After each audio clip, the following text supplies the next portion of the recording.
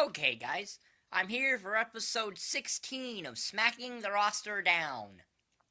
My retrospective of the SmackDown video game series, which is now the WWE 2K series. This is the penultimate episode of this, at least for now, because we have this episode and then the next episode. And today we're looking at WWE 2K15, which was released on October the 28th, 2014 for the PS4, PS3, Xbox 360, and the Xbox One, as well as Microsoft Windows and the iPhone. So, what was the roster like for this game? It was an interesting roster, with most of the DLC being clones of people already in the game, but I'll get to that. What was the roster like? Now, this also has some review elements, and I'll touch on some of that too. But first, let's look at the roster. The roster for this game was Adam Rose. He was making his debut in the series and was DLC. Adrian Neville making his debut in the series, back when he had that part of his name. AJ Lee, Alberto Del Rio 11.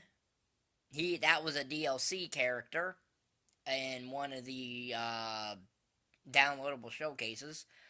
Andre the Giant, who was a DLC character. Bad News Barrett. Bam Bigelow, who was DLC. Batista from 04. Big E, The Big Show. Bo Dallas making his debut in the series. Booker T. Bray Wyatt making the debut of the Bray Wyatt character, but the guy who played him was in the game before, but this is a different gimmick altogether, so I'm going to count it as a debut of the series. Brie Bella, Brock Lesnar, Cameron making her debut in the series, Cesaro, Chris Jericho, the Retro Chris Jericho from 2002, Christian, CM Punk 2011 to 2012, Cody Rhodes, Colonel Mustafa. This was the debut of Colonel Mustafa. Now, technically, it's the second game of the Iron Sheik, but this was the first one of Colonel Mustafa, so. Corey Graves making his first and only appearance as a playable character. He will be commentating in 2K18, but this is his first and only appearance as a playable character. Curtis Axel making his debut in the series as Curtis Axel. He was previously in as Michael McGillicuddy, but Curtis Axel is a different character. Kinda. Damian Sandow. Daniel Bryan from 2012, that was DLC. Dean Ambrose, Diamond Dallas Page, who was DLC. Dolph Ziggler, Edge, who was DLC. Emma, who was making her debut in the series as DLC. Eric Rowan making his series debut. Fandango. Finlay, who was DLC. General Adnan making his series debut and was DLC. Goldust, Hollywood Hogan, the Honky Tonk Man making his series debut. Hulk Hogan Retro, or as it's known for the game series, Path of Warrior, or POW, because it was in a Path of Warrior showcase. Hunter Hearst Helmsley, who was DLC. Jack Swagger, Jey Uso from 2011, which was DLC. Jimmy Uso from 2011, which was DLC. John Cena, Justin Gabriel making his final appearance in a WWE game. Kane of 2002, Kane of 2011, DLC. Kevin Nash, Kofi Kingston, Connor of the Ascension making his series debut as DLC. Lex Luger, who makes his official debut to me, because I do know that he was DLC in SmackDown vs. Raw 2011, but again, not everyone would have had access to that if they were playing on the PS2, so I'm counting Lex Luger's first official appearance to where he's widely accessible. Lord Steven Regal, making his series debut because he's a different character altogether than William Regal. Mark Henry of 2011, and Mark Henry Hall of Pain, all DLC from two separate showcases.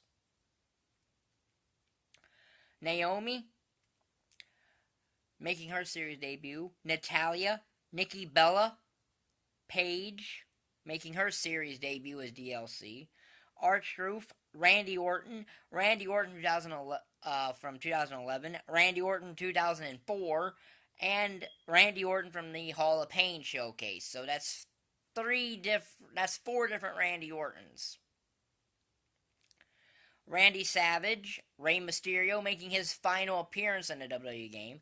Ric Flair, Ravishing Rick Rude, who was DLC for the Path of Warrior showcase. Rob Van Dam making what would be his final appearance until 2K18. The Rock, Roman Reigns in his series debut. Rusev in his series debut. Ryback 2013 from another DLC showcase. Sami Zayn making his series debut. Santino Marella, Seth Rollins, Shawn Michaels, Sergeant Slaughter, Shawn Michaels, Sheamus from 2011, and Sheamus from the Hall of Pain from two separate showcases. Stone Cold Steve Austin, Sting from 91 and Sting from 99, both series debuts as DLC. Summer Rae, Tamina in her series debut. The Great Khali in his final appearance as a DLC character. The Miz, Titus O'Neil, Triple H Retro, that's the 2002 to 2004 Triple H. Tyson Kidd, The Ultimate Warrior, Victor the Ascension making his series debut as DLC. William Regal, who, was not in the PS3 or 360 version, but he was in the more played versions, so he's getting counted. And Xavier Woods. In his series debut. That was the roster for WWE SmackDown versus WWE 2K15. A interesting roster. Had a lot of clones that the DLC gave, because of those 3 DLC showcases, the first 2, i.e. One More Match and Hall of Pain, only brought one legitimate person that was not already on the game to the game, and that was a Great Khali. The Path of Warrior brought virtually all the other ones. It brought one additional clone in Hogan and all that, but that's what it was. And I think it also added another Ultimate Warrior, but I could be wrong on that. But I know it added predominantly most everything else. So, of course, 2K Showcase was the main mode of this game.